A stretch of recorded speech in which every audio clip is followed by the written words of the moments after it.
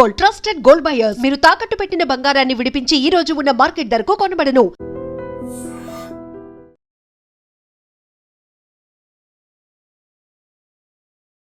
నమస్కారం, నా పేరు జ్యోతిర్మయి. ఈ రోజు మనం డిస్కస్ చేసుకోబోయే టాపిక్ డయాబెటీస్ ఉన్న వాళ్ళు మిల్లెట్స్ తినడం. సో ఈ మధ్య కాలంలో మనం చాలా చూస్తున్నాం, డయాబెటీస్ పేషెంట్స్ మిల్లెట్స్ చాలా కన్జ్యూమ్ చేసుకుంటున్నారు. సో ఎంతవరకు ఇది మంచిది, ఎంతవరకు మనం తీసుకోవచ్చు, లేదా నార్మల్ రైస్ బదులు కంటిన్యూగా దీన్ని రీప్లేస్ చేయడం మంచిదేనా? సో ఆ టాపిక్ గురించి ఈరోజు మనం డిస్కస్ చేసుకుందాం. సో మిల్లెట్స్ అనగానే చాలా healthy, the most important complex carbohydrate అనేది మనకి లభిస్తుంది. సో కాంప్లెక్స్ కార్బోహైడ్రేట్ అంటే ఏంటో ఫస్ట్ మనం తెలుసుకుందాం. కాంప్లెక్స్ కార్బోహైడ్రేట్ అంటే జనరలీ మనకి ఏదైతే కార్బోహైడ్రేట్స్ తీసుకుంటామో, ఏదైతే ఫుడ్లో మనకి గ్లైసెమిక్ ఇండెక్స్ అంటారు, గ్లైసెమిక్ ఇండెక్స్ అనేది తక్కువగా ఉంటుంది. అంటే దాదాపు మనం మిల్లెట్స్ ఏవి తీసుకున్నా కానీ లో గ్లైసెమిక్ ఇండెక్స్ కిందకే వస్తాయి. అంటే లో అంటే 55 కన్నా తక్కువ ఉండేదాన్ని మనం లో గ్లైసెమిక్ ఇండెక్స్ ఫుడ్స్ అంటాం. సో మిల్లెట్స్ అనేవి మనకి లో గ్లైసెమిక్ ఇండెక్స్ ఫుడ్స్ కిందకి వస్తాయి. దాని తోడుగా మనకి ఫైబర్ కంటెంట్ అంటే పీచు పదార్థం అనేది ఎక్కువగా ఉంటుంది. దీంతో పాటు వైటమిన్స్, మినరల్స్, ఇంకా ఇతర న్యూట్రియంట్స్ అనేవి ఈ మిల్లెట్స్లో ఎక్కువగా ఉంటాయి. అందుకే చాలా మంది మిల్లెట్స్కి ఎక్కువ ఇంపార్టెన్స్ అనేది ఇస్తూ ఉంటారు. మరి వైట్ రైస్ అనేది హెల్దీయా? సో వైట్ రైస్ అనేది ద ప్రాసెస్డ్ రైస్ అని అంటాం. ఇందులో గ్లైసెమిక్ ఇండెక్స్ అనేది చాలా ఎక్కువగా ఉంటుంది. వైట్ రైస్లో మీరు ఏ వైట్ రైస్ తీసుకున్నా, సింగిల్ పాలిష్ కానీ డబుల్ పాలిష్ కానీ ఏది తీసుకున్నా కానీ దాని గ్లైసెమిక్ ఇండెక్స్ 77 అండ్ అబవ్ ఉంటుందన్నమాట. సో ఇలా గ్లైసెమిక్ ఇండెక్స్ ఎందుకు మనం చూసి తీసుకోవాలి అంటే, ఒకటి, ఎప్పుడైతే గ్లైసెమిక్ ఇండెక్స్ అనేది తక్కువగా ఉంటుందో షుగర్ లెవెల్స్ అనేది వెంటనే స్పైక్ అవుతాయి. సో వెంటనే షుగర్ లెవెల్స్ స్పైక్ అవుతే మీ బ్లడ్ షుగర్ లెవెల్స్ అనేవి ఎక్కువగా చూపిస్తాయి. అందుకని మనం తక్కువగా స్పైక్ అయ్యే, ఫైబర్ ఎక్కువగా ఉండే ఆహారాలు జనరలీ మనం డయాబెటిక్ పేషెంట్స్కి రికమెండ్ చేస్తాం. సో డయాబెటీస్ పేషెంట్ లో గ్లైసెమిక్ ఇండెక్స్ ఉన్న ఆహారాలు తీసుకోవడం వల్ల వాళ్ళ షుగర్ లెవెల్స్ అనేది మెయింటైన్ అవుతుంది. కానీ ఈ మిల్లెట్స్ అనేవి మనం రెగ్యులర్గా తీసుకోవచ్చా? ఎస్, రెగ్యులర్గా తీసుకోవచ్చు, కానీ కంటిన్యూగా ఇది మాత్రం తీసుకోవద్దు. కావాలంటే మీరు కొన్ని రోజులు వైట్ రైస్ అంటే 1 డే వైట్ రైస్, 1 డే మిల్లెట్స్లోనే మనకి ఇంకా డిఫరెంట్ రకాలు అనేవి ఉంటాయన్నమాట. ఈ వెరైటీస్ ఆఫ్ మిల్లెట్స్ని మనం డైట్లో ఇంట్రడ్యూస్ చేసుకోవచ్చు. సో కాంప్లెక్స్ కార్బోహైడ్రేట్స్ అనేవి ఓన్లీ మిల్లెట్స్లోనే ఉండవు. దీంతో పాటు మీకు వేరే ఫుడ్స్లో, స్పెషల్లీ ఇప్పుడు పొటాటో కానివ్వచ్చు, లేదంటే మనకి స్వీట్ పొటాటో కానివ్వచ్చు, కందగడ్డ, ఇలాంటి దాంట్లో కూడా కాంప్లెక్స్ కార్బోహైడ్రేట్ ఉంటుంది. కంపల్సరీ మీరు మిల్లెట్సే తినాలని ఏం లేదు. మిల్లెట్స్తో పాటు మీరు వెరైటీ అనేది చూస్ చేసుకుంటే మంచిది. ఒకరోజు మిల్లెట్స్లో మనకి వివిధ రకాలు ఉంటాయి కాబట్టి ఒకరోజు జొన్నలు కానీ, ఒకరోజు రాగులు కానీ, అండ్ ఒకరోజు ఫాక్స్ టెయిల్ మిల్లెట్, ఇలా మనం డిఫరెంట్ మిల్లెట్స్ని రోజు యూస్ చేసుకుంటే దాంట్లో ఉండే న్యూట్రియంట్స్ అనేవి వస్తాయి. కొంతమందికి ఎవరికైతే డైజెషన్ ఇష్యూస్ ఉంటాయో వాళ్ళకి ఈ మిల్లెట్స్ అనేది డైజెస్ట్ చేసుకోలేకపోతారు. ఈవెన్ డయాబెటీస్ పేషెంట్ అయినా కానీ ఈ మిల్లెట్స్ని రెగ్యులర్గా తీసుకుంటే షుగర్ లెవెల్స్ కంట్రోల్ అవుతాయని చాలామంది కంటిన్యూగా మిల్లెట్స్నే తీసుకుంటారు. కొంతమందికి ఇది పడదనమాట. అంటే వాళ్ళకి డైజెస్టివ్ రిలేటెడ్ ఇష్యూస్ ఎక్కువగా వస్తాయి. లైక్ బ్లోటింగ్ కానివ్వచ్చు, ఎక్కువగా కడుపులో నొప్పి కానివ్వచ్చు, కాన్స్టిపేషన్ కూడా ఒక్కొక్కసారి దారి తీస్తుంది అనమాట. సో చాలామంది ఇంకా చేసే పొరపాటు ఏంటంటే, complex carbohydrate like your millets ఎక్కువగా తీసుకుంటున్నారు, బట్ మీరు బాడీకి కావాల్సిన ఎనఫ్ వాటర్ అనేది మీరు ఇవ్వట్లేదు. అలా ఇవ్వట్లేదు అనుకోండి, ఏమవుతుందంటే మీకు కాన్స్టిపేషన్ రిలేటెడ్ సమస్యలు వస్తాయి. డెఫినెట్లీ మీకు పెయిన్, కడుపులో నొప్పి, ఇలాంటివన్నీ మనకి అరైజ్ అవుతాయి అన్నమాట. సో డయాబెటీస్ పేషెంట్ ఓన్లీ మిల్లెట్సే స్టిక్ అవ్వకుండా మీరు ఒక బ్యాలెన్స్డ్ మీల్ ప్లేట్ కనుక మీరు తీసుకున్నట్టు అయితే బాగా బెటర్ ఉంటుంది.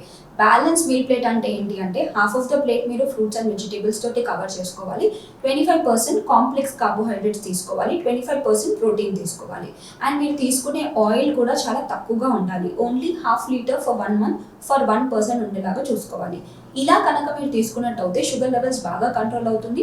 దీంతో పాటు బాగా నిద్రపోవడం అండ్ మినిమం ఫిజికల్ యాక్టివిటీ అనేది చేసుకుంటే షుగర్ లెవెల్స్ కానీ బ్లడ్ ప్రెషర్ కానీ ఈజీగా కంట్రోల్ చేసుకోవచ్చు. సన్నగా ఉన్న వాళ్ళు హెల్దీ వెయిట్కి ఎలా రావాలని ప్రతి ఒక్క వీడియోలో మనం వెయిట్ లాస్ గురించే డిస్కస్ చేసుకుంటూ ఉంటాము. కానీ ఈ రోజు వెయిట్ గెయిన్ అవ్వడానికి, అంటే ఒక హెల్దీ వెయిట్ రావడానికి ఎలాంటి ఆహారం తీసుకోవాలో ఈ వీడియోలో తెలుసుకుందాం.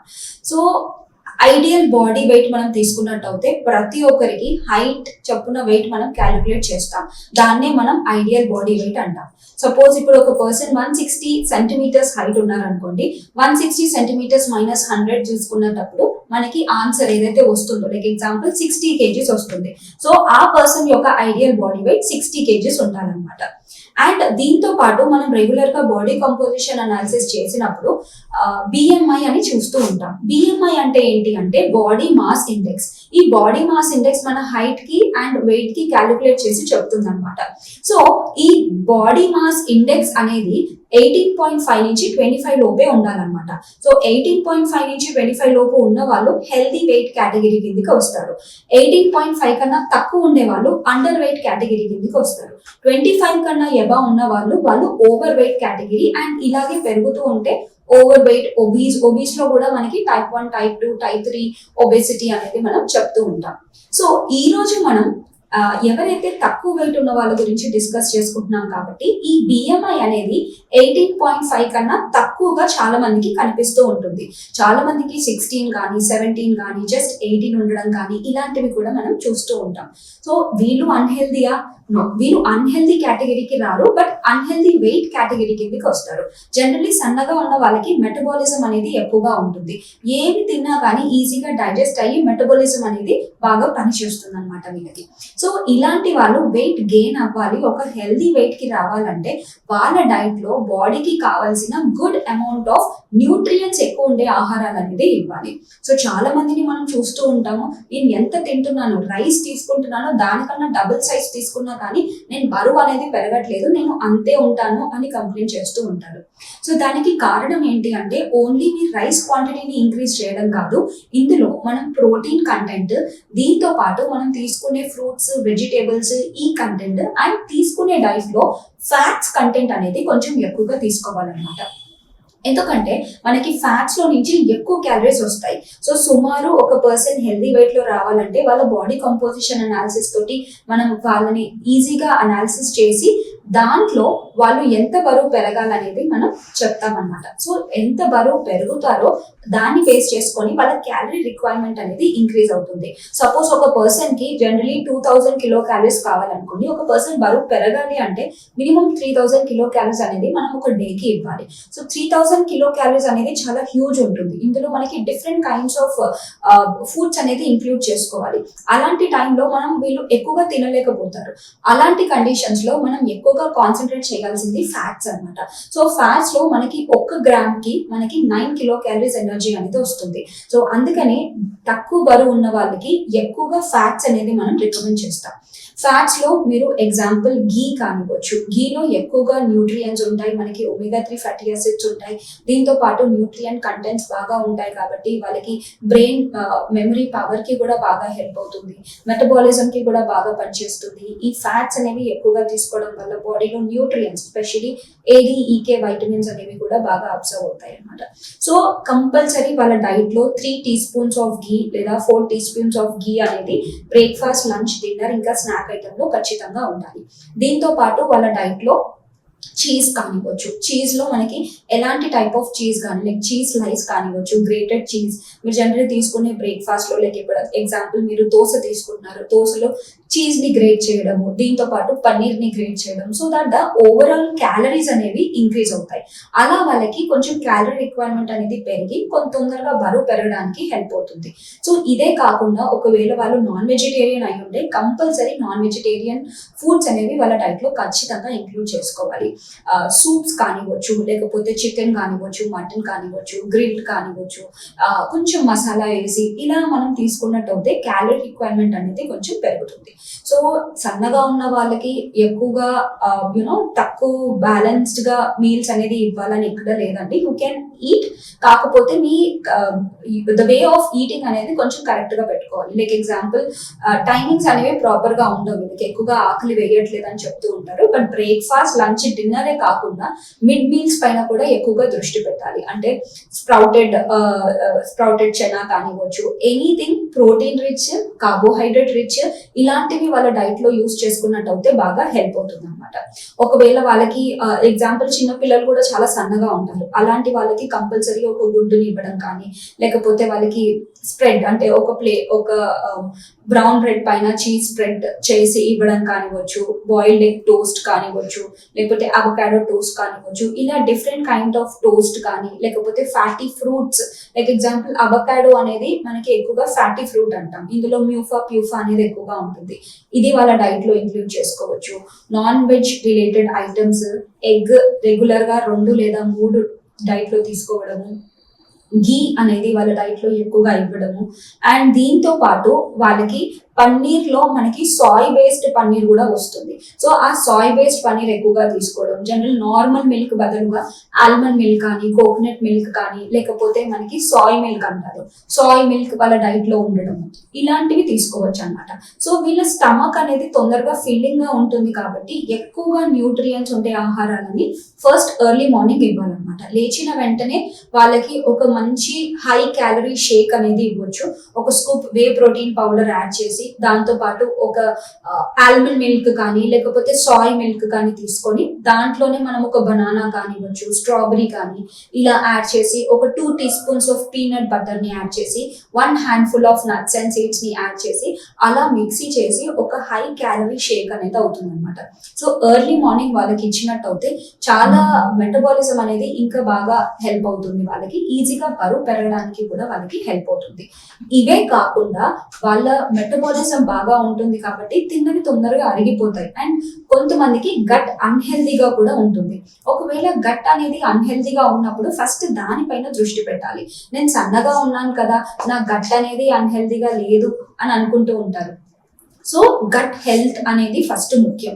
మీరు హెల్దీగా ఉన్నారు, మీ మెటబాలిజం బాగుందంటే గట్ కరెక్ట్ గా ఉండాలని లేదు, పాడైందని కూడా కాదు, but you have to check. అంటే జనరలీ మనకి అసిడిటీ, గ్యాసెస్ ఇలాంటివే గట్ గురించి రిలేట్ చేస్తూ ఉంటాము. ఇదే కాకుండా మనకి different kinds, like example acne ఉంది, న్యూట్రియంట్స్ బాడీలో అబ్జర్వ్ అవ్వట్లేదు, హెయిర్ చాలా ఫ్లేకీగా ఉంది, హెయిర్ ఫాల్ ఉంది, స్కిన్ రిలేటెడ్ ఇష్యూస్ ఉన్నాయి, బ్లోటింగ్, కాన్స్టిపేషన్ ఇవన్నీ ఉన్నాయంటే గట్ అన్హెల్దీగా ఉండడం అని అర్థం అన్నమాట. సో సన్నగా ఉన్న వాళ్ళు కూడా గట్ ని రీసెట్ చేసుకొని దాని తర్వాత వాళ్ళ డైట్ అనేది స్టార్ట్ చేసినట్టయితే ఈజీగా వాళ్ళు హెల్దీ వెయిట్ లో, హెల్దీ వేలో వాళ్ళు వెయిట్ గెయిన్ అయ్యే అవకాశం అనేది ఉంటుందన్నమాట. సో ఇదే కాకుండా ఎక్సర్సైజ్ అనేది మోస్ట్ ఇంపార్టెంట్ థింగ్ అనమాట. సో బరువు తగ్గాలంటేనే ఎక్సర్సైజ్ చేయాలి అని కాదు, బరువు పెరగాలంటే కూడా ఇంకా ఎక్కువ ఎక్సర్సైజ్ చేయాలన్నమాట. సో జనరలీ వెయిట్ గెయిన్ అవ్వడానికి వెయిట్ లిఫ్టింగ్ అనేది one of the main important thing. So cardio కన్నా ఎక్కువగా ఫ్లోర్ ఎక్సర్సైజెస్ కానివ్వచ్చు, లేకపోతే వెయిట్ లిఫ్టింగ్ ఇలాంటివన్నీ చేస్తే వాళ్ళు ఈజీగా బరువు పెరగడానికి కూడా హెల్ప్ అవుతుంది. సో బేసికల్లీ వాళ్ళు బరువు పెరగాలంటే వాళ్ళ మజిల్స్ హెల్తీగా ఉండాలి. సో మస్కులర్ వెయిట్ ని పెంచుకోవాలంటే ఖచ్చితంగా వాళ్ళు ఎక్సర్సైజ్ చేయాలి. బాడీకి కావాల్సిన ప్రోటీన్ అనేది ఇస్తే బెటర్ ఉంటుంది. Unhealthy oils versus healthy oils. So generally ఈ టాపిక్ వినగానే అందరి ఇంట్లో ఒకటే ఆయిల్ యూజ్ చేస్తూ ఉంటారు, అదేంటంటే సన్ఫ్లవర్ ఆయిల్. అది మనకి తెలిసిందే. సో ఈ సన్ఫ్లవర్ ఆయిల్ ఏ ఆయిల్ కిందకి వస్తుంది? ఇది హెల్దీయా, అన్హెల్దీయా? సో ఏ ఆయిల్స్ మన డైట్ లో యూజ్ చేసుకోవాలి అండ్ ఎంత తీసుకోవాలి, ఒక పర్సన్ కి ఎంత తీసుకోవాలి, ఇవన్నీ ఆన్సర్స్ నేను వీడియోలో ఇవ్వబోతున్నాను. సో ఆయిల్స్ అనగానే ఆయిల్స్ లో మనం తీసుకున్నట్టు అయితే క్యాలరీస్ అనేవి ఆయిల్స్ లో ఎక్కువగా ఉంటుంది. ఏదైనా మీరు హెల్దీ ఆయిల్స్, అన్హెల్దీ ఆయిల్స్ ఏ ఆయిల్స్ తీసుకున్నా కానీ క్యాలరీ రిక్వైర్మెంట్ అనేది సేమ్ ఉంటుంది. క్యాలరీ ఏదైతే వస్తుందో 1 గ్రామ్ కి మనకి 9 kcal ఆఫ్ ఎనర్జీ అనేది వస్తుంది. అదే కార్బోహైడ్రేట్ కనుక తీసుకున్నట్టు అయితే 1 గ్రామ్ కి మనకి 4 kcal ఎనర్జీ వస్తుంది. అండ్ ఫ్యాట్స్ ఒక్కటే మనకి 9 kcal వస్తుంది. కార్బోహైడ్రేట్స్ అండ్ ప్రోటీన్స్ కి 4 kcal energy, and fats and oil seeds కి మనకి 9 kcal ఆఫ్ ఎనర్జీ అనేది వస్తుంది అనమాట. సో ఈ 9 kcal is a huge energy. ఎప్పుడైతే వేరే దానితో కంపేర్ చేస్తే ఎనర్జీ అనేది ఎక్కువగా ఉంటుంది. సో ఇది మనకి తెలియకుండానే ఎక్కువగా ఆయిల్ మన డైట్ లో యూజ్ చేసుకున్నప్పుడు ఏమవుతుందంటే అన్హెల్దీ ఫ్యాట్స్ అనేవి ఎక్కువగా బాడీలో బిల్డప్ అయిపోతాయి అండ్ ఈజీగా బరువు కూడా ఎక్కువగా పెరుగుతారు అనమాట. ఒక్క పర్సన్ కి నెలకి 1/2 లీటర్ కన్నా ఎక్కువగా నూనె వాడద్దు. ఎగ్జాంపుల్, మీ ఇంట్లో 4 మెంబర్స్ కనుక ఉన్నట్టయితే 4 మెంబర్స్ కి ఓన్లీ 2 liters ఆఫ్ ఆయిల్ అనేది యూసేజ్ చేయాలి. అది మీరు ఆలివ్ ఆయిల్ వాడుతున్నారా, ఘీ వాడుతున్నారా, లేదా సన్ఫ్లవర్ ఆయిల్ వాడుతున్నారా, ఏ ఆయిల్ వాడినా కానీ మనకి క్యాలిక్యులేషన్ ఇదే అనమాట. సో ఇప్పుడు హెల్దీ ఆయిల్స్ ఏంటో తెలుసుకుందాం. హెల్దీ ఆయిల్స్ అనగానే ఎప్పుడైతే మనకి పాతకాలంలో మనకి గానుగు నూనె అనేవారు కదా, ఏదైతే సీడ్ ని ప్రెస్ చేసి ఆయిల్ ని ఎక్స్ట్రాక్ట్ చేస్తారో దాన్ని మనం హెల్దీ ఆయిల్ అని చెప్తాం. ఎందుకంటే దీన్ని మనం హై హీట్ లో ఏమి హీట్ చేయం. ఎగ్జాంపుల్ ఒక సీడ్ తీసుకున్నాం, ఆ సీడ్ ని పైనుంచి ప్రెస్ చేసి దాంట్లో నుంచి ఎక్స్ట్రాక్ట్ చేసే ఆయిల్ అనేది హెల్దీగా ఉంటుంది. ఇందులో న్యూట్రియన్స్ అనేవి ఏవి వెళ్ళిపోవు అనమాట. సో ఇలాంటి ఆయిల్స్ మన డైట్ లో తీసుకోవడం వల్ల దాంట్లో ఆ విత్తనంలో ఉండే న్యూట్రియన్స్ అన్ని మనకి దాంట్లోకి వచ్చేస్తాయి అన్నమాట. సో ఆ ఆయిల్స్ కనుక మీరు కన్జ్యూమ్ చేసుకున్నట్టయితే బాడీలో అబ్సార్ప్షన్ కూడా బాగుంటుంది. సో రిఫైన్డ్ ఆయిల్స్ కనుక తీసుకున్నట్టయితే రిఫైన్డ్ ఆయిల్స్ అనేవి అన్హెల్దీ ఆయిల్స్ కిందకి వస్తాయి. ఎందుకు అన్హెల్దీ ఆయిల్స్ కిందకి వస్తాయంటే దీన్ని హై టెంపరేచర్ లో హీట్ చేస్తారు. సో ఎప్పుడైతే హై టెంపరేచర్ లో హీట్ చేస్తారో దాంట్లో ఉండే న్యూట్రియన్స్ అనేవి వెళ్ళిపోతాయి. దాని తర్వాత వీళ్ళు యాడెడ్ న్యూట్రియన్స్ అని యాడ్ చేస్తూ ఉంటారు. సో అలాంటి రిఫైన్డ్ ఆయిల్స్ అనేవి మన బాడీకి అంత మంచిది కాదు. సో ఎలాంటి ఆయిల్స్ యూస్ చేయాలంటే ఫిల్టర్డ్ ఆయిల్స్ అనేవి ద బెస్ట్ చాయిస్, లేదా కోల్డ్ ప్రెస్ ఆయిల్స్ అంటారు, అది కూడా బెస్ట్ చాయిస్. ఇంకా మీకు కావాలంటే వర్జిన్ ఆయిల్స్ కూడా అవైలబుల్ ఉంటాయి. Virgin and extra virgin oils అనేవి అవైలబుల్ ఉంటాయి. సో ఈ virgin and extra virgin oils కూడా మీ డైట్ లో ఉపయోగించుకోవచ్చు. అండ్ హెల్తీ ఆయిల్స్ లో మనకి ఏ సీడ్ నుంచి ఎక్స్ట్రాక్ట్ చేసిన ఆయిల్స్ అయినా కానీ మంచివే. ఎగ్జాంపుల్ ఇప్పుడు మనకి కోకోనట్ ఆయిల్ తీసుకున్నాం అనుకోండి, ఇది సాచురేటెడ్ ఆయిల్స్ కిందకి వస్తుంది అనమాట. ఈ సాచురేటెడ్ ఫ్యాట్స్ అనేవి బాడీకి అంత మంచివి కాదు, కానీ మోడరేట్ అమౌంట్ లో యూస్ చేసినట్టు అయితే ఇందులో ఒక యాక్టివ్ ఇంగ్రీడియంట్ లారిక్ యాసిడ్ అనేది ఉంటుంది. ఇది మన బాడీకి ఎంతో బెనిఫిట్ చేస్తుంది. సో సాచురేటెడ్ ఫ్యాట్స్ ఎక్కువగా తీసుకోకుండా చాలా తక్కువ క్వాంటిటీలో మీ డైట్ లో ఉపయోగించుకుంటే మంచిదే. సో జనరలీ మనం హెల్దీ ఆయిల్స్ లో చూసుకున్నట్టయితే ఆలివ్ ఆయిల్ కానివ్వచ్చు, నువ్వుల నూనె కానివ్వచ్చు, పల్లి నూనె కానివ్వచ్చు, ఇలా మనం చెప్పుకుంటూ పోతే there are different kinds of oil. తిల్ నుంచి కూడా మనం చాలా ఆయిల్ ని ఎక్స్ట్రాక్ట్ చేస్తాం. ఇవన్నీ మన బాడీకి మంచిదే, కాకపోతే క్వాంటిటీని అనేది దృష్టిలో పెట్టుకొని యూజ్ చేసుకోవడం వల్ల ఆయిల్స్ అనేవి మనకి హెల్దీయే. సో ఈ ఆయిల్స్ కూడా మనం ఎలా హీట్ చేయాలి, స్పెషల్లీ మనం ఆలివ్ ఆయిల్ కనుక తీసుకున్నట్టయితే ఆలివ్ ఆయిల్ అనేది హై హీట్ టెంపరేచర్ లో ఇది వేస్ట్ అన్నమాట. అంటే మన బాడీకి కావాల్సిన న్యూట్రియన్స్ అనేది లభించదు. స్పెషల్లీ ఆలివ్ ఆయిల్స్ మనకి సాలెడ్ డ్రెస్సింగ్ కి కానివ్వచ్చు, లేదా పైకి అలా యూస్ చేసుకొని తీసుకోవడం కానీ, అలాంటి వేలో మనం ఆలివ్ ఆయిల్ ని మనం యూస్ చేస్తూ ఉంటాం. ఒకవేళ ఈ ఆలివ్ ఆయిల్ ని కనుక హీట్ చేశారనుకోండి, దాంట్లో ఉండే ఇంపార్టెంట్ న్యూట్రియన్స్ స్పెషల్లీ మనకి ఒమేగా 3 ఫ్యాటీ యాసిడ్స్ అనేవి ఎక్కువగా ఉంటాయి. ఒమేగా 3 ఫ్యాటీ యాసిడ్స్ ఎక్కువగా ఉంటాయి కాబట్టి ఇది హార్ట్ హెల్త్ కి కానివ్వచ్చు, డయాబెటీస్ కానివ్వచ్చు, ఇంకా వివిధ రకాల కండిషన్ కి, బ్లడ్ ప్రెషర్ ని కంట్రోల్ చేసుకోవడానికి కూడా ఈ ఆలివ్ ఆయిల్ ఎంతో హెల్ప్ అవుతుంది అనమాట. సో మీరు బాగా హై హీట్ లో హై ఫ్లేమ్ లో కనుక మీరు హీట్ చేసినట్టు అయితే దీంట్లో ఉండే న్యూట్రియన్స్ వెళ్ళిపోతాయి. సో ఆలివ్ ఆయిల్ ఎప్పుడే కానీ మనం సాలెడ్ డ్రెస్సింగ్ కి లేదా పైనుంచి యూజ్ చేసుకునే ఐటమ్స్ కి యూజ్ చేస్తేనే బెటర్ ఉంటుంది. అండ్ హై టెంపరేచర్ కి జనరలీ మనం సన్ఫ్లవర్ ఆయిల్స్ లో మనకి ఫిల్టర్డ్ ఆయిల్స్ దొరుకుతాయి. ఒకవేళ మీకు సన్ఫ్లవర్ ఆయిల్స్ లో ఫిల్టర్డ్ ఆయిల్స్, పల్లి నూనె కూడా ఫిల్టర్డ్ ఆయిల్స్ ఉంటే ఇవి కొంచెం డీప్ ఫ్రైయింగ్ కి బెటర్ గానే ఉంటుంది. అండ్ ఆలివ్ ఆయిల్ తో పాటు కోకోనట్ ఆయిల్ అనేది మనకి జనరలీ ఇది స్వీట్స్ కి బాగా హెల్ప్ అవుతుంది. చాలా మటుకి స్వీట్ ప్రిపరేషన్ కి కోకోనట్ ఆయిల్ బాగా హెల్ప్ అవుతుంది. సో కోకోనట్ ఆయిల్ మనకి సాచురేటెడ్ ఫ్యాటీ యాసిడ్స్ కిందకి వస్తుంది కాబట్టి చాలా లిమిటెడ్ క్వాంటిటీలో యూజ్ చేస్తే బెటర్ అన్నమాట.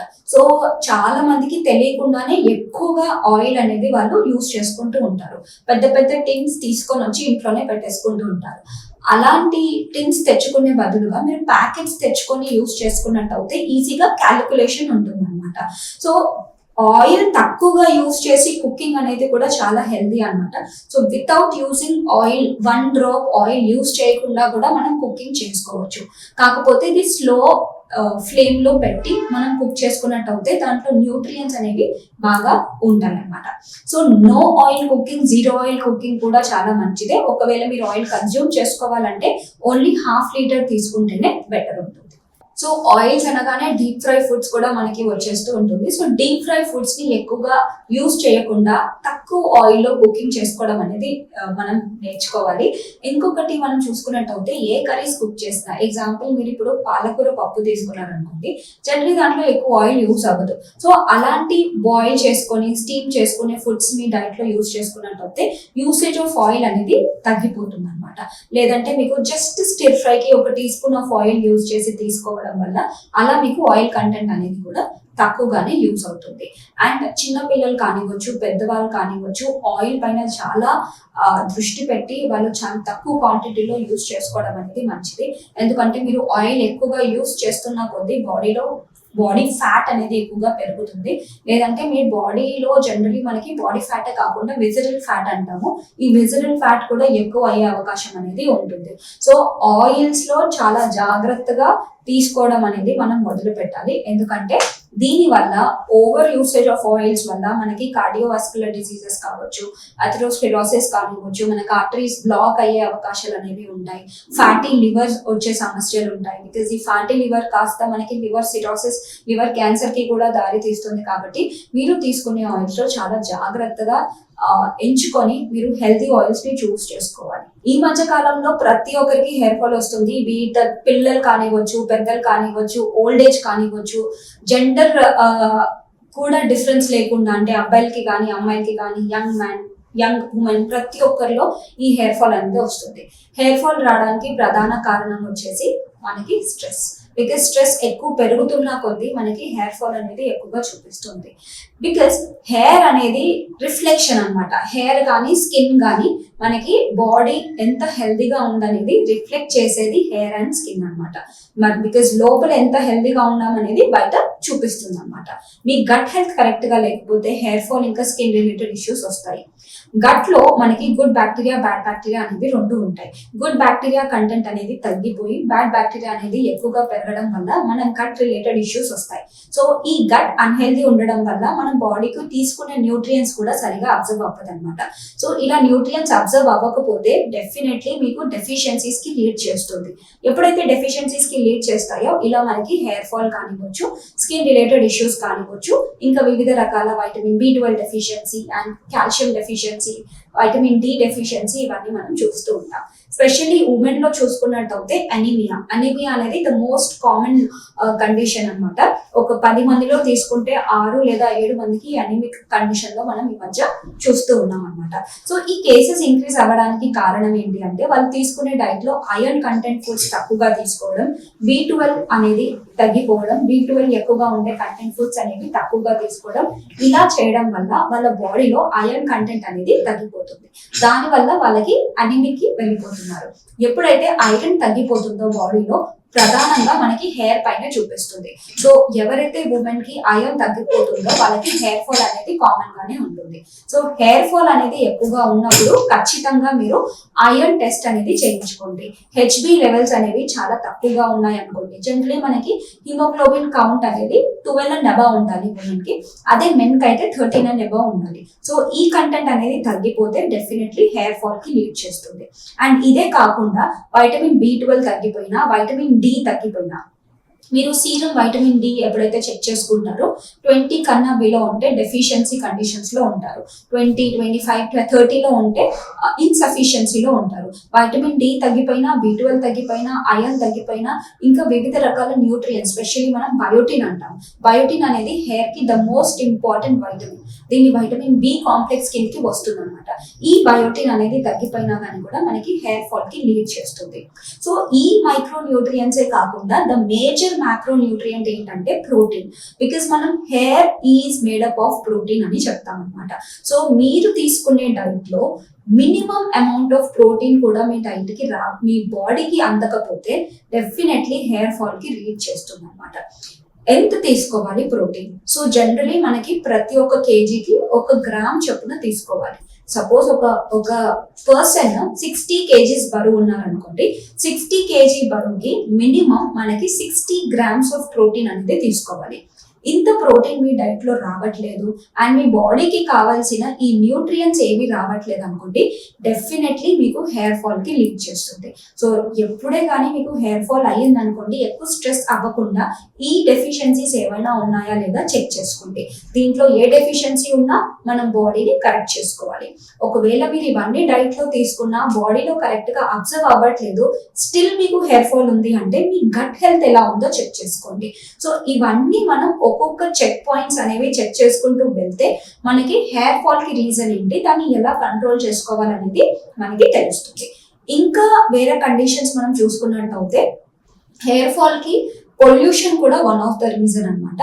బికాస్ పొల్యూషన్ వల్ల హెయిర్ డ్యామేజ్ అవుతుంది అండ్ కొంతమంది ఎన్నో కెమికల్స్ కూడా యూస్ చేస్తూ ఉంటారు హెయిర్ పైన. లైక్ ఎగ్జాంపుల్ హెయిర్ కలర్స్ కానివ్వచ్చు, లేకపోతే కంటిన్యూగా హెయిర్ స్ట్రైట్నింగ్ చేసుకోవడం కానీ, హెయిర్ స్ట్రైట్నింగ్ చేసుకోవడం వల్ల స్ప్లిట్ ఎండ్స్ తొందరగా వచ్చి తొందరగా హెయిర్ ఫాల్ అవ్వడము.